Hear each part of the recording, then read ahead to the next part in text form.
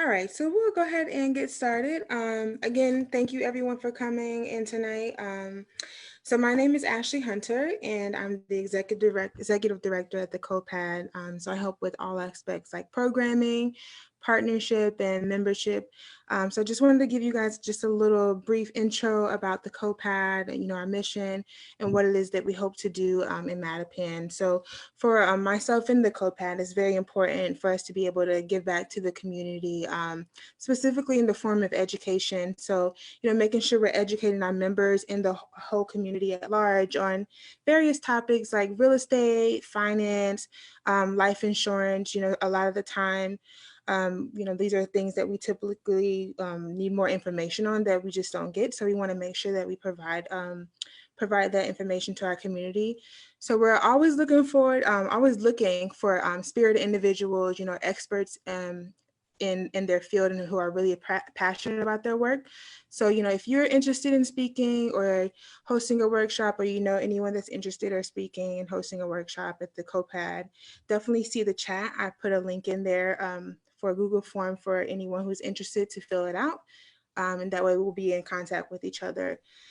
So, like I said, one part of our mission is to making sure we're educating our community, but the other half is making sure that we're providing the space and the resources for entrepreneurs and small business owners to be able to get things done.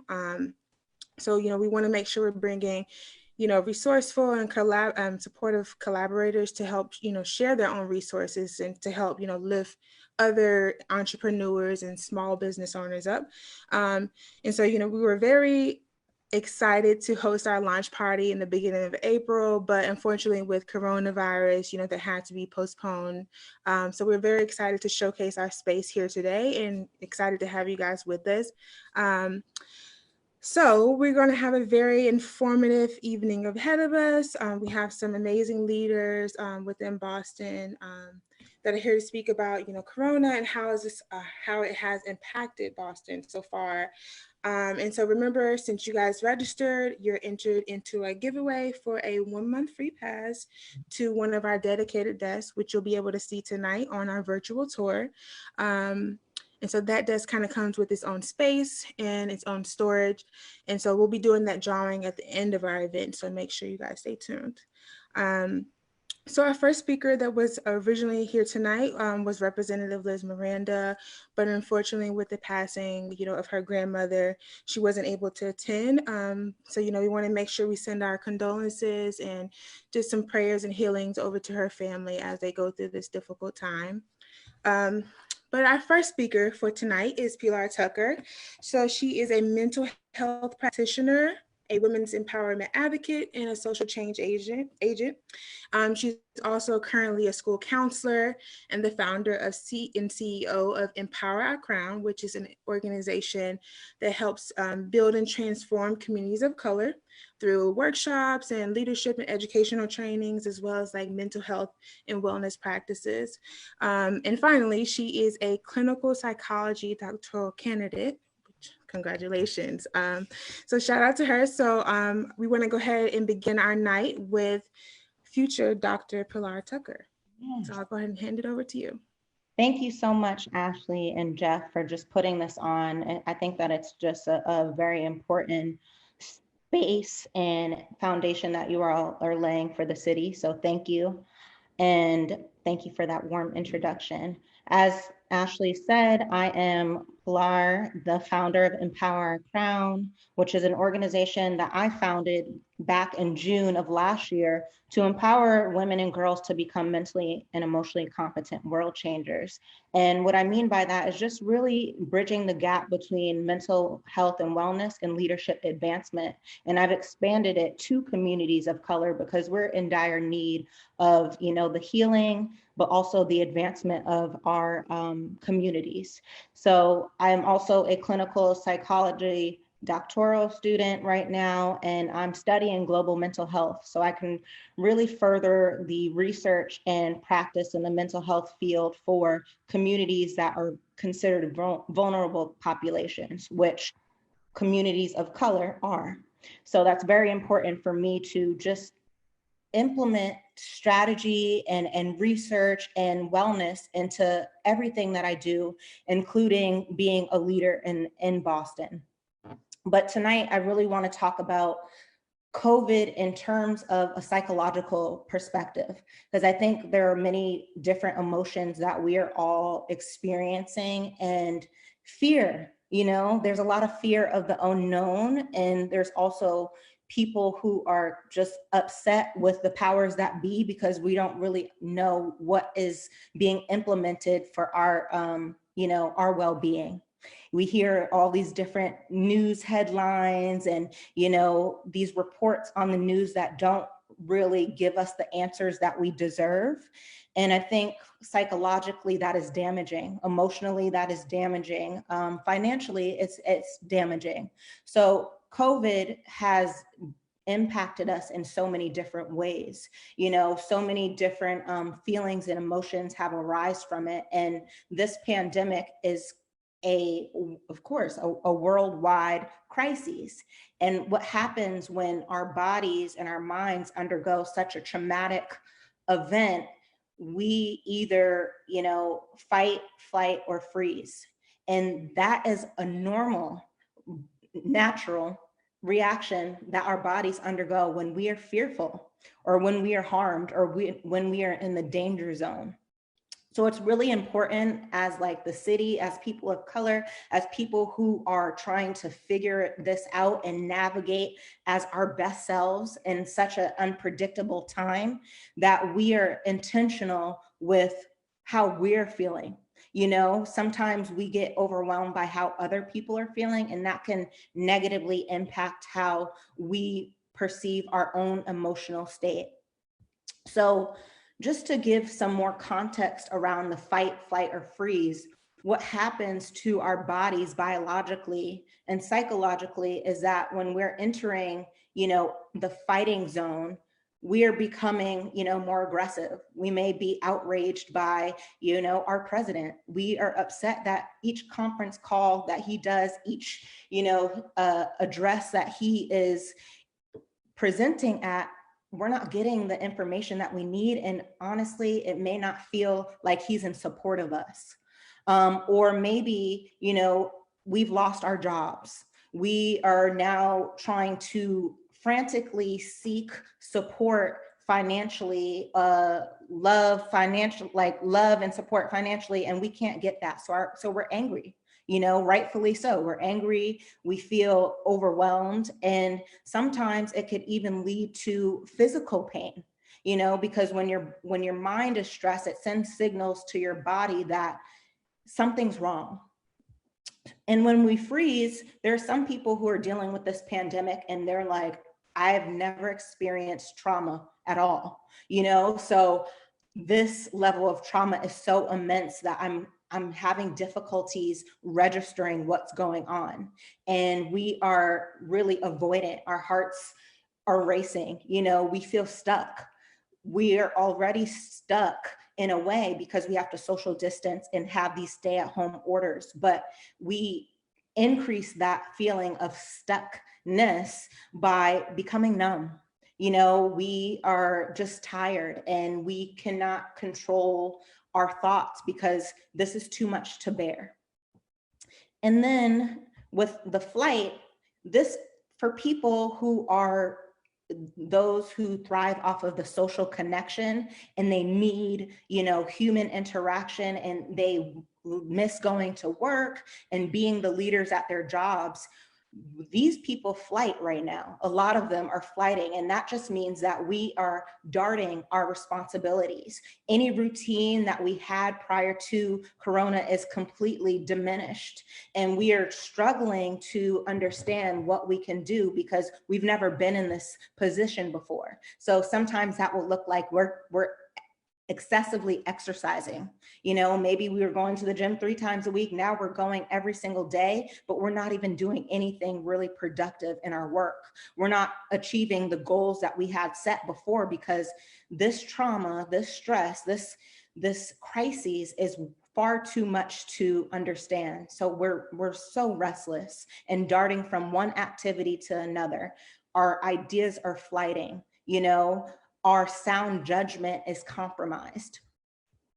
So knowing kind of where you fit in that stress response, the natural body stress response when danger occurs, it's important to identify where or what is going on, and then the why. There's oftentimes where we identify what it is and how we're doing things, but we forget to think about the why. And the why is the root of the issue. The why is the layer of everything that manifests in our bodies, in our minds, in our spirits.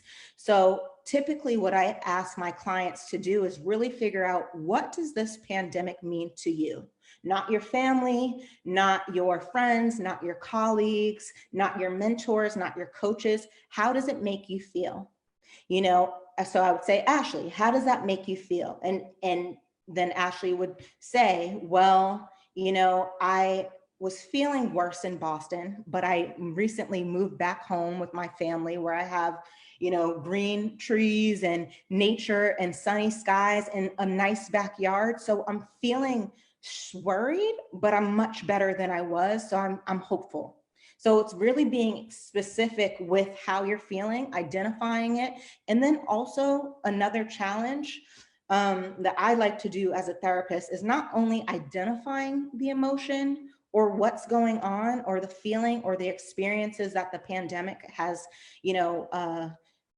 had for you, but also implementing effective strategy, coping mechanisms to help you continuously improve and move forward.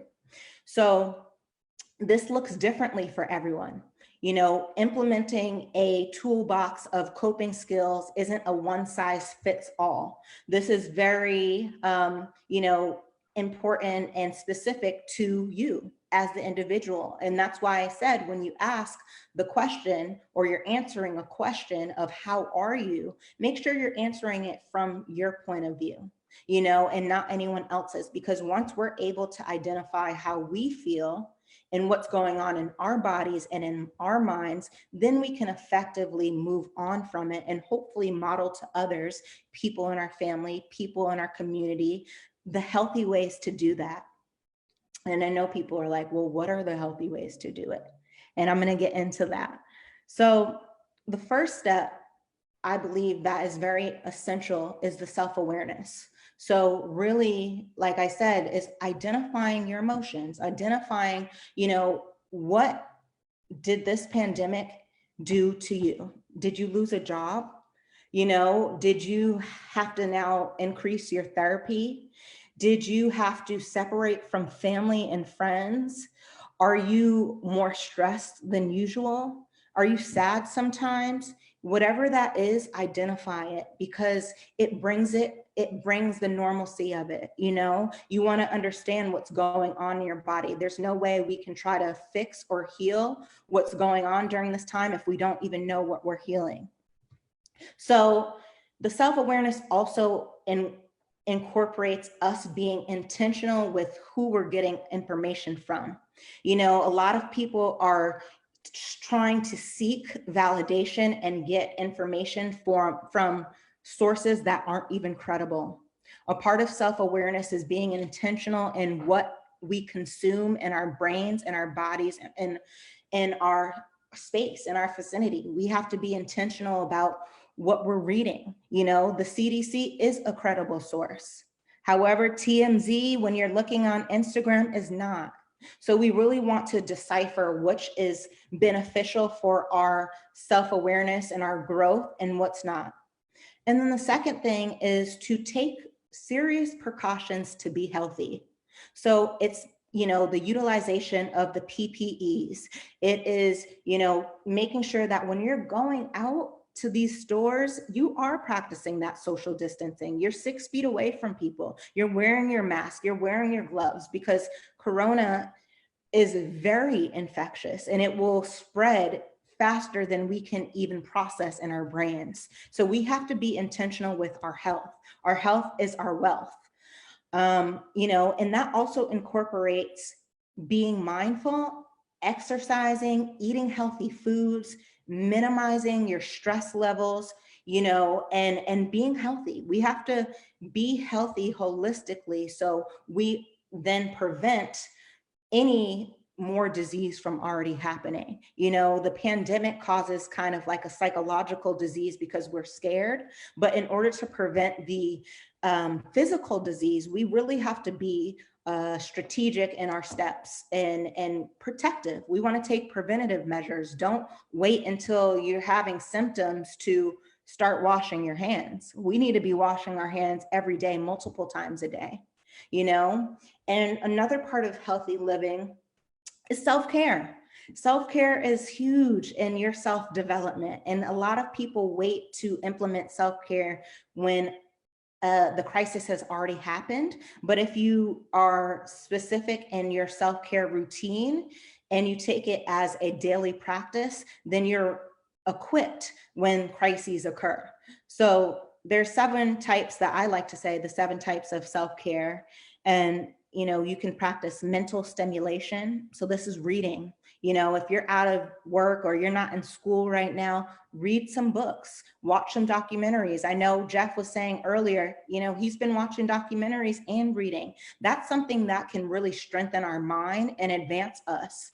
Attending webinars. There's so many free webinars every single day. Take advantage of the free webinars because we're not always awarded that opportunity. And then pleasure. So we want to have some fun during this time. We want to make sure that we're feeling good, whether that's having a spa or for the men, watching, I know sports NBA is canceled, but even replays of our favorite sports games, and looking and reading up on it and seeing what's the latest news. How are these athletes coping with it? That will help us bring some normalcy and some comfort during this time. Or even online shopping. I know my mom, she is an online shopper to the core, and she's taking this time to do a little extra shopping. And, I tell her that's fine, but make sure you implement some boundaries too. And then physical activity. So we have to move our body. Even if you don't like the gym, even if you don't like running, there are so many ways we can move our body. Yoga.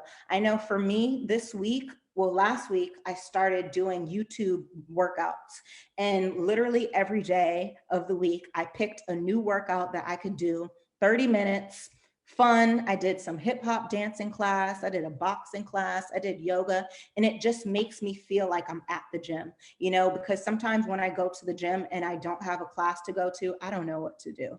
I'm just like, okay, well, this isn't going to work. And I end up leaving. But if I have a structured class, that will help. And then sensory.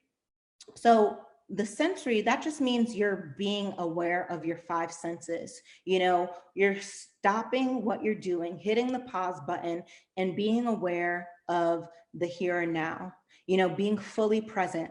Sometimes when crises occurs, we immediately go into either a dark space or try to be excessively productive, that we're avoidant of the crises in itself. So during COVID, I strongly recommend us to practice some meditation and mindfulness. That doesn't require any expertise or anything. You literally stop what you're doing, put everything aside, and be in tune with how you're feeling, what you're hearing, what you're touching, what you're tasting, and identify those. And then social connection. I always say to my clients, social distancing does not mean emotional distancing. It is very imperative that we distinguish the two, because you can be physically far from someone, but emotionally very close. And I ask that people during this time, you stay emotionally and socially connected to your loved ones. Check on them. This will give us a sense of belonging and community, and it will help us be able to navigate this time, even through the lonely moments. And then spirituality is the 6th one. That is something that I am a firm believer on. I have a increasing faith. I put faith over fear. And I know that everybody may not have a relationship with God or may not understand, how important it is to have faith over fear. But I encourage you to understand what is going to work for you. Whatever higher power you want to have, that's your business. But really having a higher power and enhancing your spirituality allows someone else to help you with your problems. You know, sometimes we can't go to our friends, sometimes we can't go to our mentors or our pastors for the answers. You know, we're looking for something more, and that time for me is about prayer, you know. So that's also meditation. So you're knocking off two birds with one stone. And then the last thing that I strongly recommend for people during this time of COVID is to be in tune with your emotions. And I know I have clients from all different backgrounds, cultural, social, economic, financial, everything. But I always encourage people, especially people of color, to be in tune with your emotions during this time. Don't, for the men who, you know, I love our Black men, but sometimes our Black men are, you know, trying to mask their pain, mask their emotions, mask their feelings with anger or rage or with avoidance. So maybe this corona made you lose a job. You know, you're away from, you know, your family, you're struggling, but you don't say it. You have to learn to get comfortable with identifying how you're feeling. And it might not be to a therapist, it might not be to a group of people like this, but if you're able to journal about it, do that. And for my women, we are the strongest ever. You know, we are the backbone of this country. And I strongly recommend for my women who are the go-getters and the, you know, just the matriarchs of their family, the people who really hold it down and keep the family and communities together, take breaks. We can't do it all. I always say we can do anything, but we can't do everything. So we have to be aware of that. You know, when are our limits? When is enough enough? If you can't cook for everybody today during this pandemic because you're tired and you're worried, take a break. It's okay to say no. We have to get comfortable in living balanced lives and also authentic living. And that's a part of just being true to yourself. You know, don't try to fake it till you make it or put on a show for people. You know, be who you are, and those who rock with you, those who love you and support you genuinely will respect it. That's it. That's all I have. Wow, thank you so much. There were some very helpful tips for self-care and making sure, you know, we're in touch with our emotions and anything that's bothering us, and not to just ignore it. So I'm definitely taking some of those things for myself. Definitely some of those self-care things. Thank you so much, Pilar. All right, up next, we have Mr. Jeff Similien. Just a brief little intro about Jeff. He is an experienced and savvy commercial and residential broker in the greater Boston area. He's the founder and CEO of Boston Trust Realty Group Commercial, which is actually located a few steps away from the COPAD. So Jeff prides himself in providing leadership and sharing his vision to help, the development of the city of Boston. And so, as a team member of BTRG, Jeff continues to grow and strategically keeps his eye in the direction of the commercial real estate industry. So, Jeff, you have the floor. Well, thank you, Ashley. Appreciate it. Thank you, everybody, for tuning in. As I mentioned, as Ashley mentioned, one of my goals, my biggest goal was to, for me to be, the change that I want to see in my community. Growing up in Boston, Dorchester, Mattapan, at some point in my life after I graduated college, me and my parents, we own a house in Milton. And, with the epidemic, what was going on with the financial crash in 2008, we were going through some issues and, needing some, financial resources, to help us rebound and, keep our home.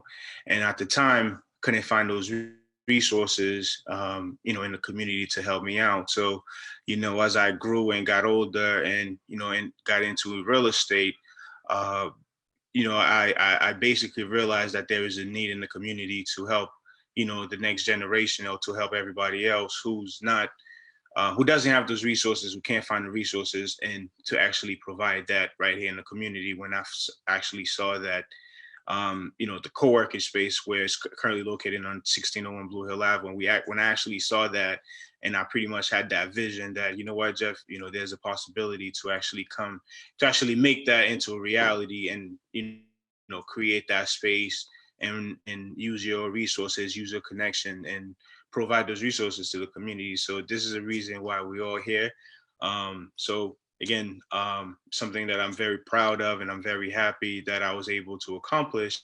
And one of the major things that unfortunately we weren't able to do the launch party and to see the space live. So I do have a video that I want to share with everybody to be able to see the space for everybody who haven't seen it. So Ashley, if you do the honors, please.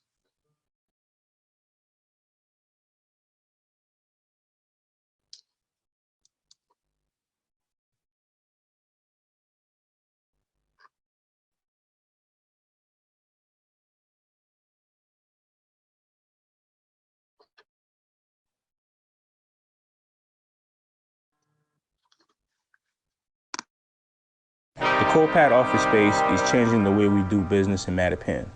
Conveniently located at 1601 Blue Hill Ave, we are here for the community. We have a nice receptionist area to welcome our guests, with 8 private offices, 4 dedicated desks, a large conference room, a lunchroom, and 2 restrooms. We have a spacious community room where we host monthly financial literacy courses. The space is easily accessible by commuters on either buses or trains. And we also have several parking lots for off-street parking as well. Our intention is to add value to the community by providing a space that offers several resources to entrepreneurs in order to help them achieve their goals and level up their businesses.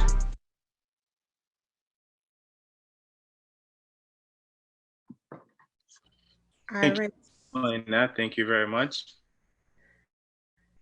All right, thank you so much, Jeff. And so that was a brief virtual tour of the co-pad. Like Jeff said, we originally had the launch party, but due to COVID, we weren't able to do that. So we're excited to share, that the video with you guys, just to show you how our space looks. And, hopefully when we're all able to gather again, you guys can come and visit and become members. All right, so our next speaker coming up is Rob Nichols.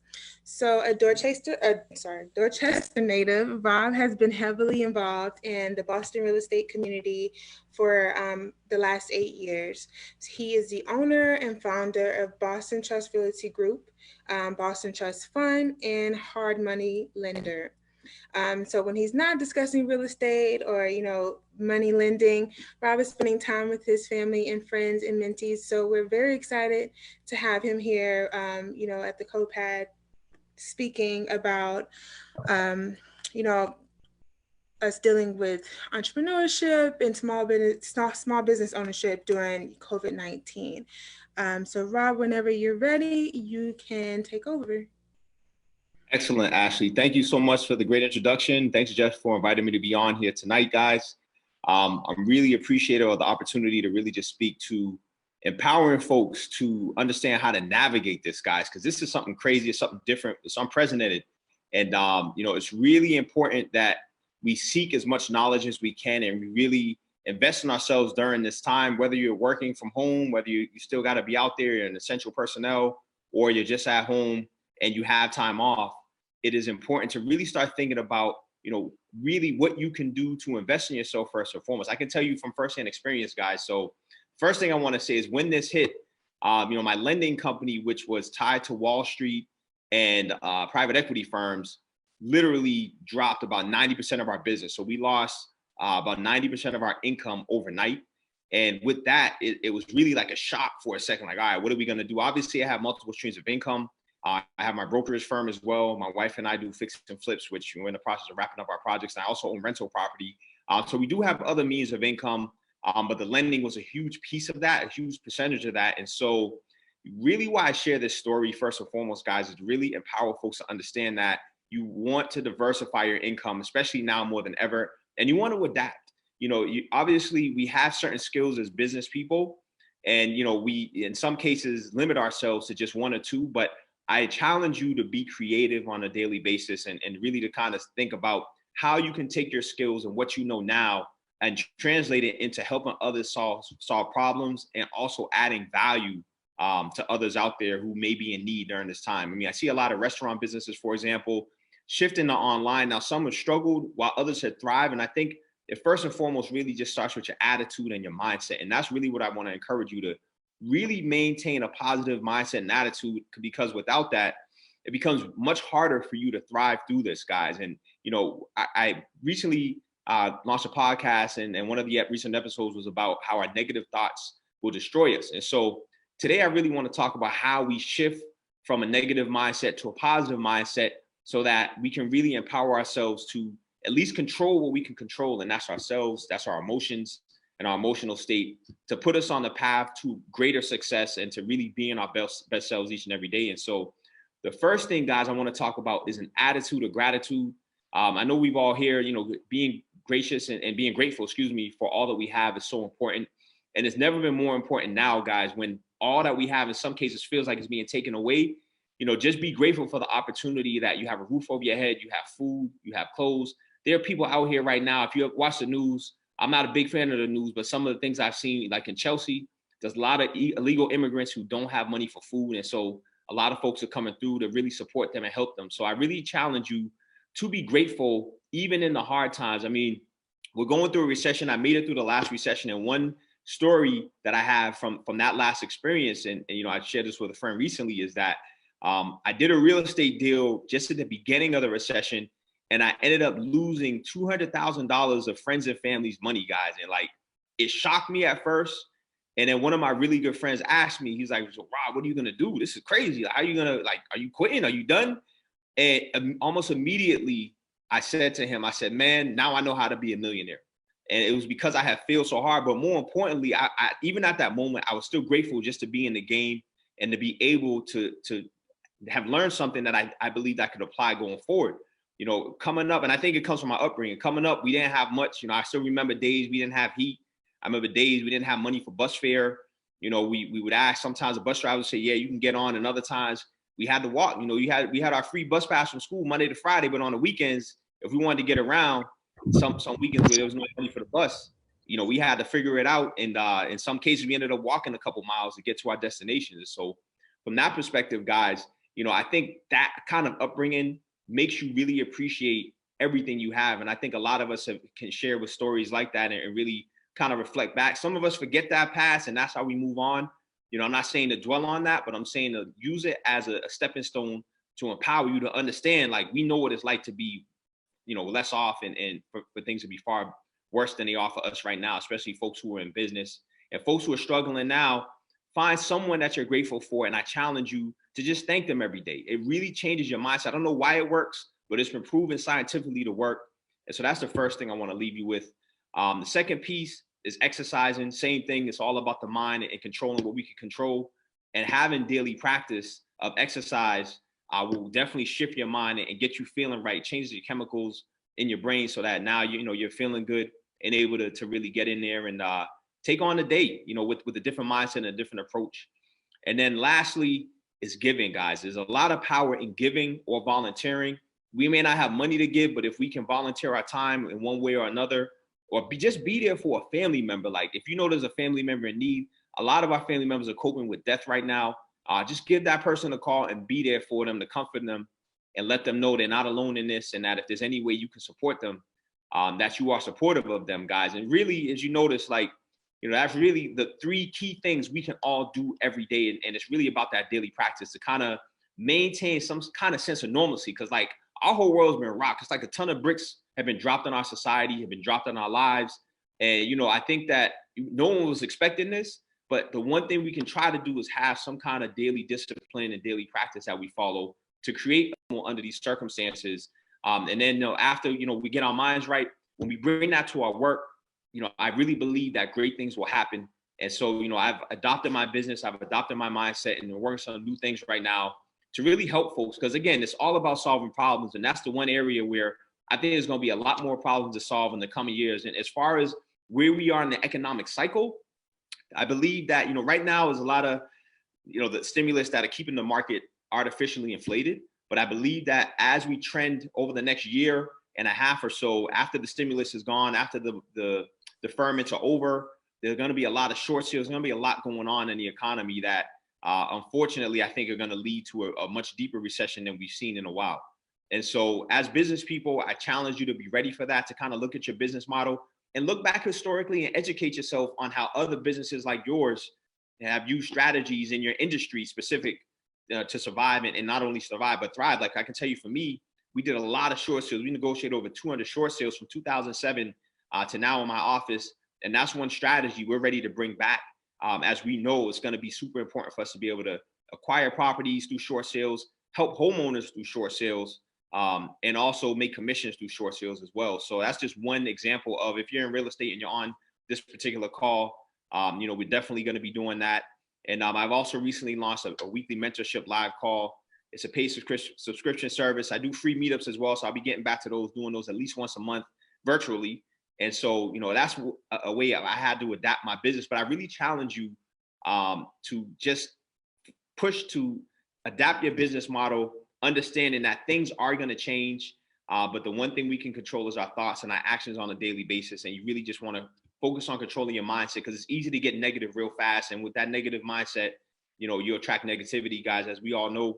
And so I really also encourage you to surround yourself with as many positive people and as positive mindset of folks as you can, because there's a lot of negative folks out here that'll quickly steal your joy, and you can't have that. You're too valuable. Your time is too valuable, and these times are too great, for us not to find ways to thrive through this, guys. And so definitely want to close with that, and really thank you guys again for having me on here tonight to just share some thoughts on the economy, on the way things are going, and to really just tell you to be prepared, stay positive, and with the right mindset, you can get through anything.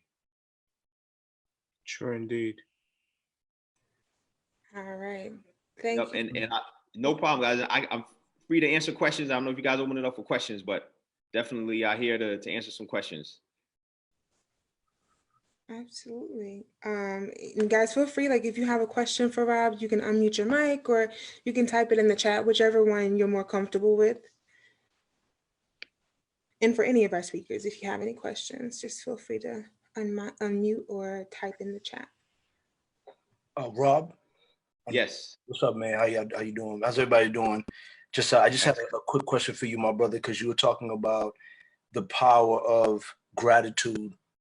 My question for you is, let's say you're in a situation where you've been doing something for a long time. You've been hustling for something. You've been hustling to achieve something for a long time now, and you're trying to find gratitude, especially in the failures. You're trying to find gratitude in the failures, but it's getting to the point now where socially and maybe within your own self, you're starting to feel a sense of like despair. How can you find gratitude within that despair? That's my question.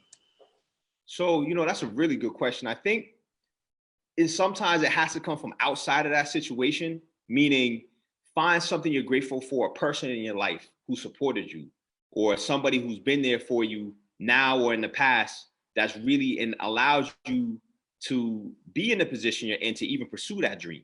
And I think that's where we can kind of start to unlock our true potential. Not every venture is going to be successful, but I think our minds, in order for us to be grateful, we have to start thinking it on a daily basis and make it a daily practice of figuring out how we're going to consistently be grateful for the people around us who are supporting us or who have supported us in the past, and verbalizing that, because at the end of the day, that's super important. And then the one thing I'll say is, as entrepreneurs, guys, and I didn't touch on this, but sleep is super important.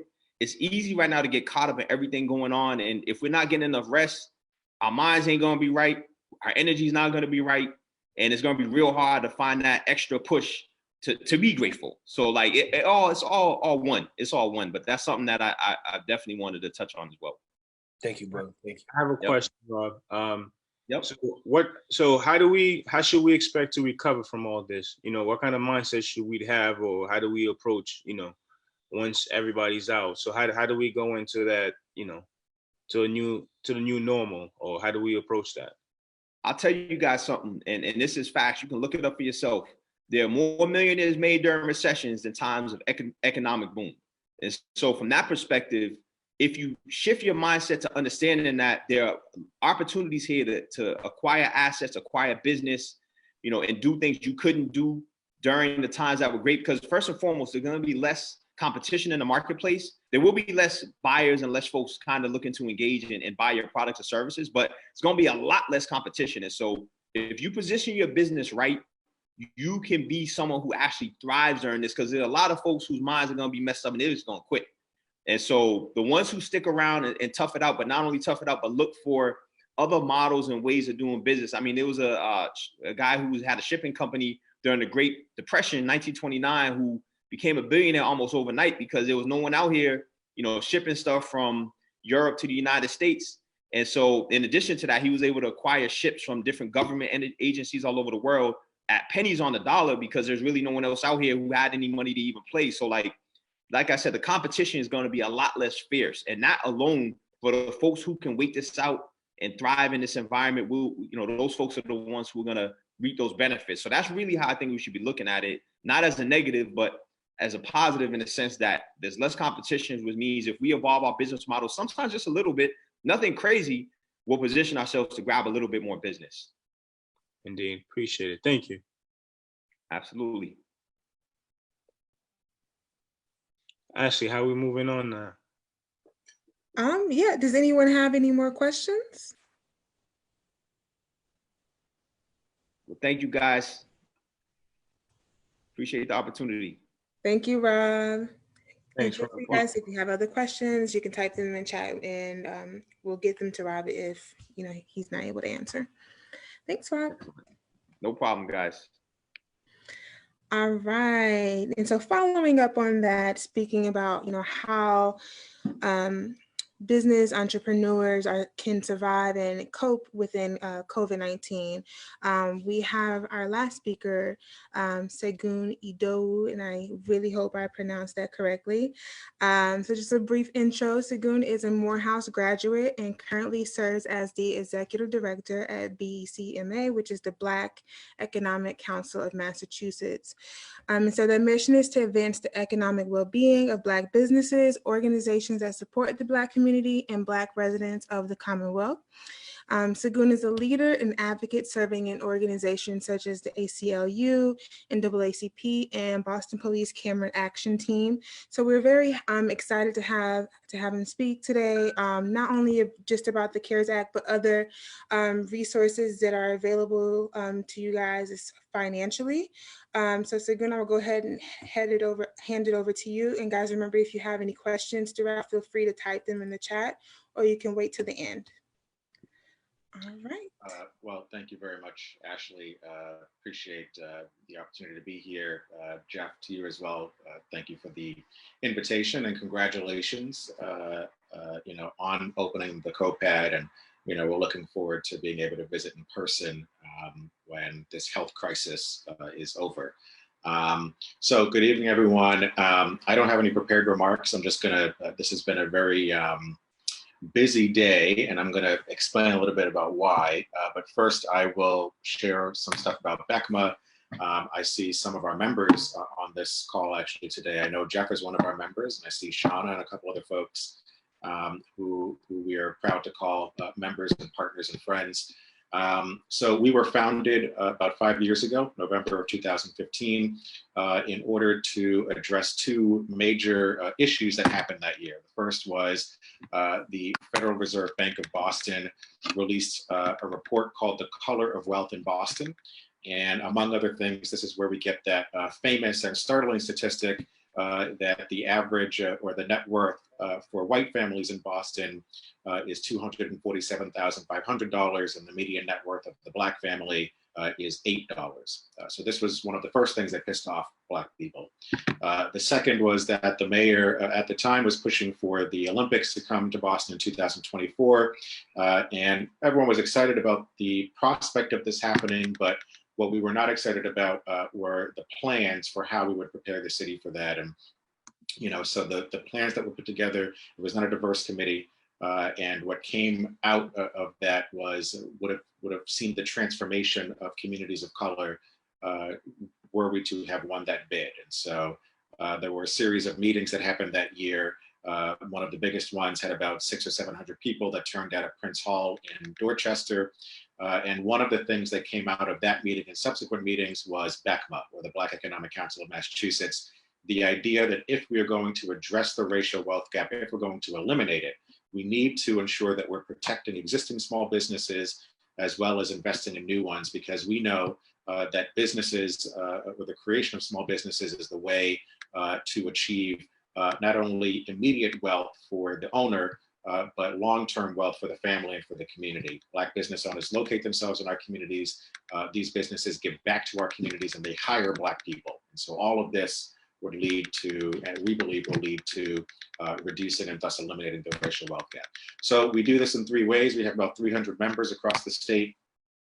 We advocate for policies that are going to make sure that they're positively impacting our business members. We convene important discussions. Happy to be a part of this discussion today. The buzzword for 2020 is going to be pivot. So the way we've pivoted to being virtual is that we have created a new series called On the Mark, which is about making sure we're connecting Black and brown business owners with policymakers who will be able to ask them directly about things that they're talking about in Washington, on Beacon Hill, in city and town halls. The first guest we had was Congresswoman Ayanna Pressley. Next week, Senator Ed Markey will be joining us, and we'll have other guests moving forward.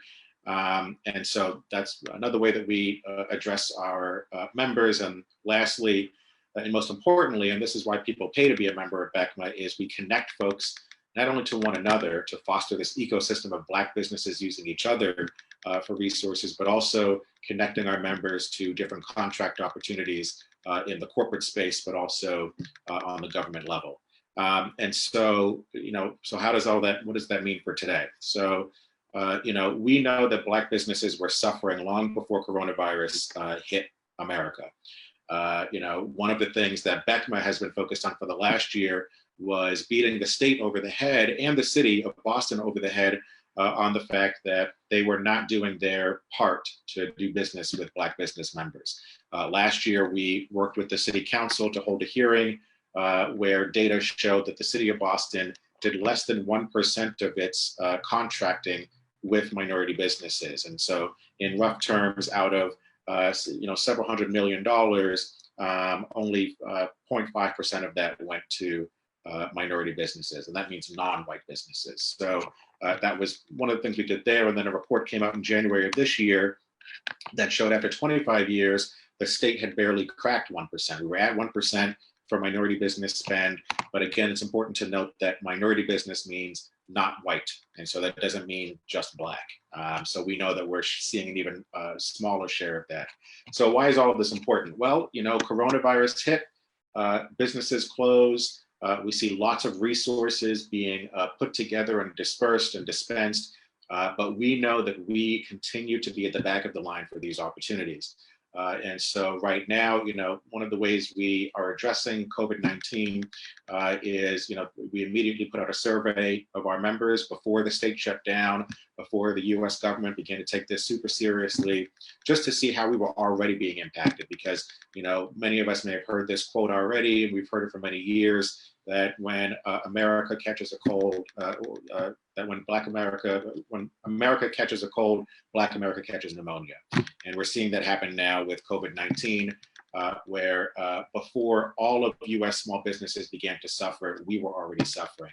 A lot of our businesses are micro businesses, but also rely on human contact. A lot of our businesses are in the hair care industry, personal care services, restaurants, delivery, et cetera, which require interactions between human beings. And of course, with this shutdown, people can't do that. And so a lot of folks are trying to reimagine their business. But even back then, March 6th, our businesses were already suffering. About 90% of folks said they were already feeling an impact by COVID-19. And over 60% said that they only had reserves to last up to 90 days, if at all. And that was more than a month ago. And so, we know that many of those businesses have already closed and that many more are under threat of closing. So how are we addressing this, which is important? It's not enough for an advocacy group like ours to just say what other people should be doing. We should also be doing something ourselves. So we, on our website, becma.org, I think I saw someone put in the chat the website. If you go to becma.org/coronavirus, we have a list of resources that we constantly update to make sure that our business members are aware of all of the opportunities that are out there across the state, and not just in their local hometown and not just nationally. So there are a number of things, and I'm going to get to the SBA at the end of this, but the city of Boston and Cambridge have their funds for their business members. There are a number of resources through the Lawyers Committee for Civil Rights, where they're part of a coalition of folks who are providing technical assistance. So that can range from folks helping you for these applications to apply for this funding, as well as connecting you to accountants and other legal support to help you as you're repositioning your business. So this is beyond the resources. Facebook, the U.S. Chamber of Commerce, and many other, List Boston have all announced different grants to businesses, which are really important and key. Again, like I said, I'm going to talk about the federal programs, but important to note that the federal programs are loans, which means that, even though they're forgivable, there is a potential that you'll have to pay it back. So for these other resources, these are grant opportunities, which is they're giving you the money and you apply it to whatever is going to help your business survive through this crisis. And finally, as BECMA, we partnered with Berkshire Bank and the Massachusetts LGBT Chamber of Commerce and announced last week the launch of the Futures Fund, which is a fund that Berkshire set aside $3 million where our members will have direct access to up to $50,000 through a line of credit, which is important for helping to build the credit of small business owners and is an important lifeline as folks are waiting for other monies to come through either the federal government or other sources. So finally, I'll just end by talking about some of the federal programs. Originally, I was scheduled to speak tonight about the CARES Act, which passed about 3 weeks ago now. But as we all read in the news last week, last Wednesday, as a matter of fact, the money ran out. So for those of you who may not know, Congress passed a $349 billion package out of a $2 trillion package about 3 or 2 Fridays ago in order to invest in small businesses to ensure that folks had access to a lifeline. This would have been available in 2 different ways. The Small Business Administration was providing loans up to $10 million through the Economic Injury Disaster Loan, and any business impacted by COVID-19, which is really any business, would have had the opportunity to apply for this, and it would have been based on your revenue from the previous year. And so you would have been able to get a loan up to that, to max out there. The second, which is the most common and popular that all of us probably heard about, was the Paycheck Protection Program. And this was an opportunity for small businesses to be able to get money from the federal government to cover payroll for the next 8 weeks. And so, a lot of folks are experiencing difficulties with revenue. And so this would have been great in order to help people hire back the folks that small businesses had to lay off in order to stabilize their business and try to survive the crisis. The problem with this program is that the federal government prioritized speed over equity, and they prioritize speed over getting it right. And so what we wound up seeing happening was that larger businesses, I think we all read about, Shake Shack, Ruth's Chris, and many other large businesses and corporations were actually able to take advantage of this program and to take $10, $20 million each for their subsidiaries to be able to pay staff, even despite the fact that these corporations as one entity have millions and millions of dollars saved in reserves. So that meant that there was a smaller pool for small businesses to access this money. Then the program was rolled out in a disjointed way. The federal government, again, because they prioritize speed, made the announcements about this program before something actually was put together. So the SBA was trying to figure out the regulations and how to get this to everyone before the announcement was made, but they hadn't made it there. So Trump and everyone else were talking about and lauding the program about how it was going to help so many people before we actually had the rules set in place and what the framework of the program would look like. So when they announced it and it was supposed to go into effect 2 weeks ago, banks didn't have the guidance they needed. So different banks began saying, well, we're only going to work with customers where we've already given them loans, which already knocked out Black and brown businesses, because we already know that we are the least types of businesses to ever get approved for a loan with major banks across the nation. So that already cut us out of the mix. Then when banks began accepting more applications, we now see a lawsuit in LA, and we can expect to see lawsuits across the country where different banks like Wells Fargo and Chase and others are being accused of prioritizing larger businesses over that of smaller businesses. This program was set up to be a first come, first serve program. And what we saw instead happening was a reshuffling of the deck, that people or businesses who were already in a great position to take on these loans and to pay it back, and the bank would receive higher fees for dealing with larger businesses. And then whatever monies were left over toward the end of the program were given to smaller businesses. So now, as of today, we see almost 2 million applications still in queue, waiting for the additional funding that Congress is talking about passing today or tomorrow. Waiting for that opportunity. And yet these larger businesses, first of all, because they're so big, they have lobbyists. They have CFOs and others who are very in tune with what's happening in Congress and can call a senator or a congressperson and say, what is the status of this legislation? And get the inside scoop that this is going to pass tomorrow and that you need to be ready. And so they have the staff to put together the application, to get all the resources they need, to send it in the next day, and to get that resource. So when we were reading about Ruth's Chris, they got their money almost as soon as the ink was dry on this legislation. It was because they knew it was coming down the pike, and because they have the staff to be able to put these applications together. We don't have that luxury. For many Black and brown businesses, for those of us who have staff or employees, we have maybe 1 or 2 others that are working with us. We don't have 100 people working for us full time, where we have a whole department focused on finance that can put together these documents. Usually it's the founder or the owner themselves who's doing all of this work, while also trying to figure out where I can get other money just to cover next week's payroll. And so all that being said, we have been keeping a close eye as BECMA on what's happening on the national level. And I just want to, in my closing comments, dispel any myths about what is about to be passed in Congress.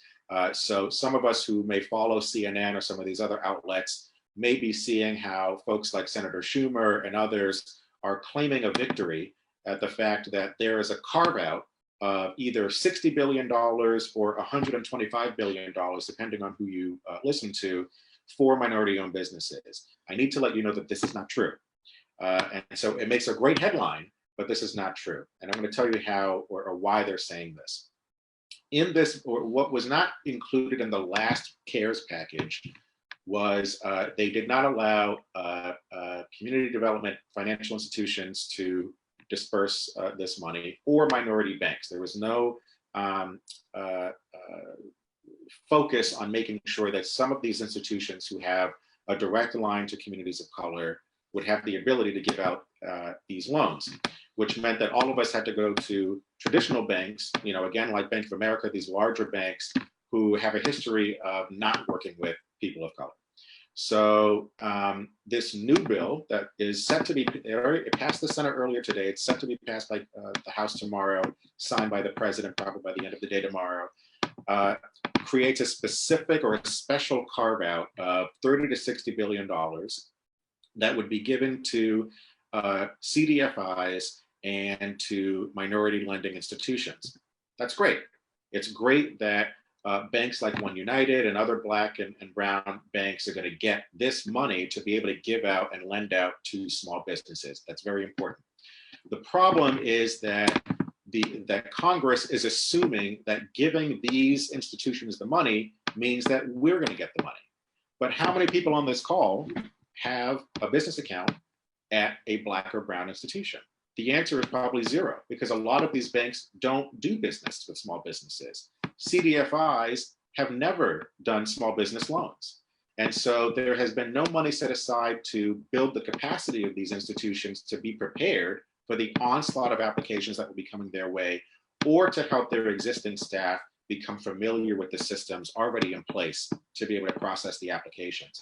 Which means this, that all the money that's being passed, first of all, I mentioned earlier, there's almost 2 million applications. They're getting the money first. The 2 million people who have put in their applications in the last 2 weeks, they're going to get the priority because they have already submitted the applications and they've been processed. They're just waiting for new money. So they're getting that. That means whatever's left over is what folks who have not applied for this money for, that this is what they have access to. And so, you know, there are no guardrails in place to prevent what we already saw with banks reshuffling the deck, with corporations getting access to this money. There's no language preventing that from happening again. So that means that if you go to a traditional bank or a larger bank, that this could happen again, and that your application may be at the end of the line again, and we'll have to wait for another stimulus from Congress to correct this matter.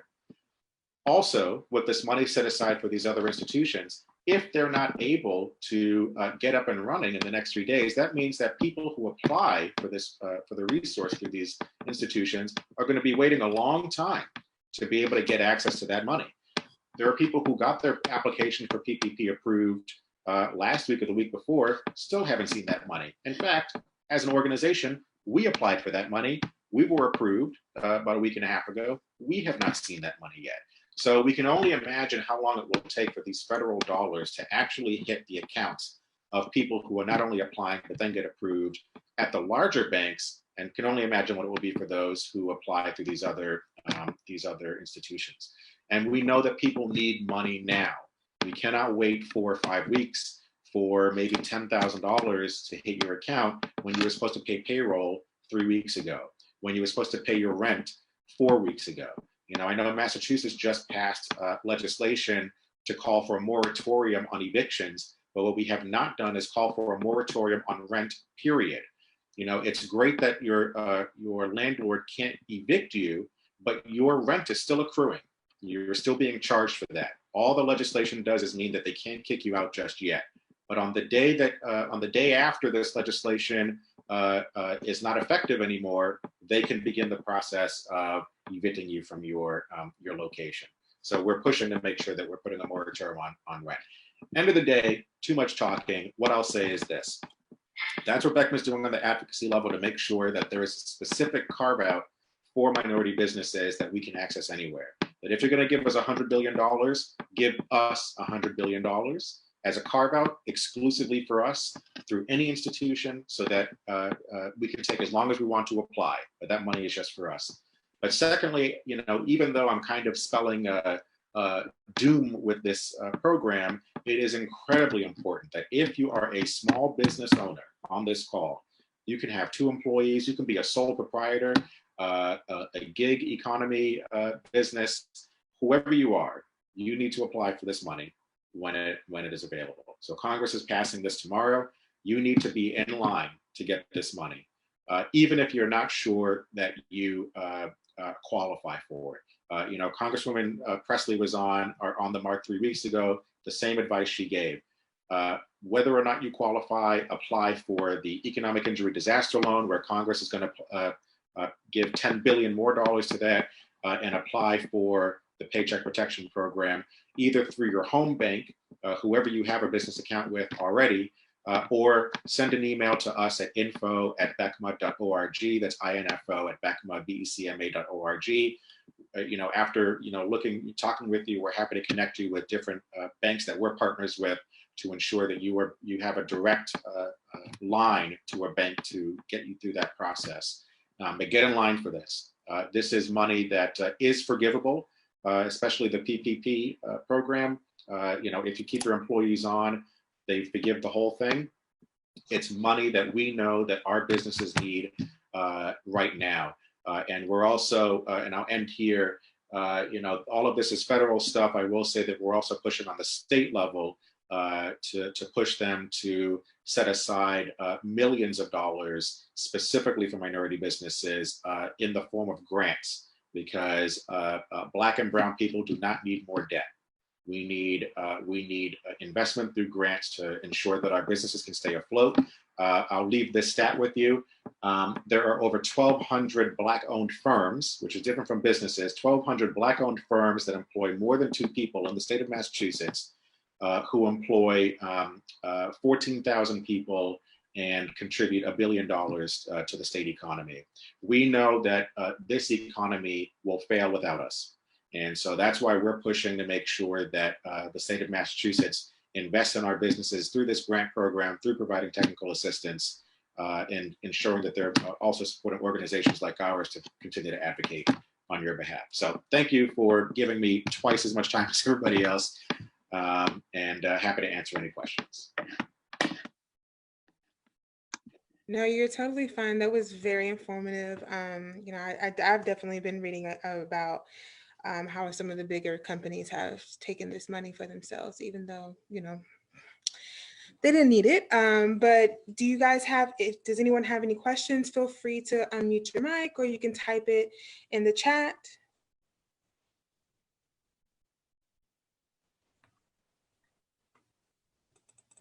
Any questions? And Milton, this is recorded, so we'll hopefully be posting it soon. Well, question for you, Segun. I know you mentioned the 2 type of loans. As far as if we're not qualified, you should, you encourage us to apply. So how do we, get in, prepare ourselves to before we apply? I mean, is there any help as far as making sure, what are the qualifications before applying that we could, Yes. Yeah, I mean, one of the things we can do too is add the application. Well, actually, we can't do that. I mean, every bank has a different, the problem with a lot of this stuff is that there's just no common application, right? Which would only make sense, but because it's so simple, that's why no one does it. But every bank has their own process for this. But, again, like I said, the government or the federal government is prioritizing speed. So the application is actually fairly, I'm not going to say easy, but it's fairly uncomplicated compared to other federal programs that SBA has put out before. So in terms of documents that you need to have things that that prove your payroll for the last year, and other documents like that. Things that have your EIN number, regular information that you would need for other applications, I would say. But again, like I said, the banks that we partner with, they're not just giving people the application and saying, fill this out and get back to us. They have people who are working one-on-one with anyone that we're referring to ensure that they are able to get all the documents they need in order to process a successful application. I know that one of the things, I don't know if it's in this bill coming down, but we're definitely working with folks like Congresswoman Presley, who has been a huge advocate of ours and the Black business community. She says on the finance committee, which this is their wheelhouse. This is their legislation that they have to look through and all that, on making sure, because right now, like if you got paid through Square or Venmo or something, as a business owner, right now there's no real way to prove that. You can't just print out a financial document that shows all your expenses or income through that. And so, we're working to ensure that in the next package that those documents would be allowed. Because right now it's prioritizing, or excuse me, not prioritizing, but it's like only businesses that have access to, expensive payroll firms are guaranteed to get in line for this and to get approved. We want to make sure that as many Black and brown businesses as possible are able to get this money. Awesome. All right, appreciate it. Thank you for that answer. Anybody else have any other questions? Well, I saw, is it Milton applied for EIDL or the advance, yeah, a week ago. So listen, anyone on this call who has applied for these programs and has not heard back, I would strongly encourage you to reach out to us. Again, it's info@becma.org. Let us know who you applied to, and if you don't hear back, again, happy to connect you with our partner bank, who will get you through that process. I mean, they know that we're watching. So, again, if you're having troubles, please reach out to us. You don't need to be a member for us. I mean, I'm a bad executive director for saying this, but you don't need to be a member of BECMA for us to support you. Our entire mission is to grow and help and support and nurture Black businesses. I don't care if you paid $125. If you're a Black business owner, we are here to support you. And so we want to get you to a point that you can pay that membership fee, but it's not required for us to help you in the beginning. So please reach out to us. We're here to help.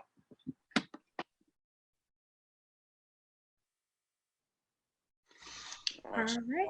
Any other questions, guys? All right. Well, thank you so much. We'll definitely be reaching out to you. Hopefully, collaborate with BECMA as soon as possible. Thank you guys so much.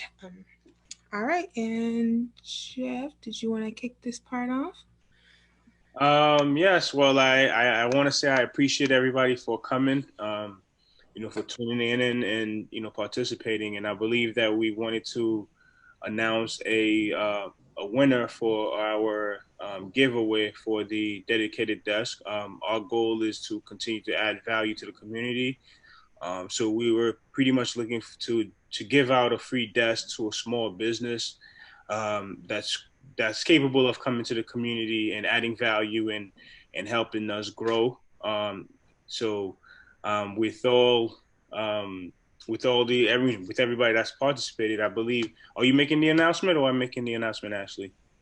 That's fine. You can make it. All right. So I believe with everybody here that randomly, I think we selected David Burns as our winner.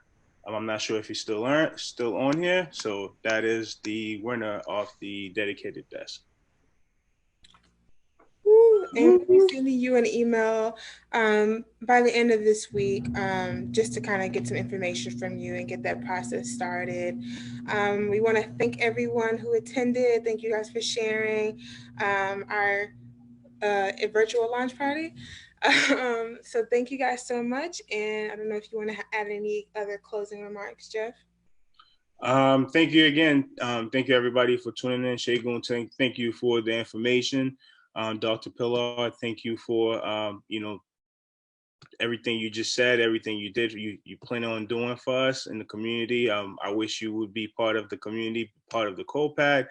Actually, we need to have this conversation to get Dr. Pilar as a member of the COPAD. So, and also we want to get BECMA into the community as well. So hopefully we could get these two businesses into the COPAD, and like I said, continue to add value to the community. So thank you very much for all you guys have done for us today, and continue to add value and level up.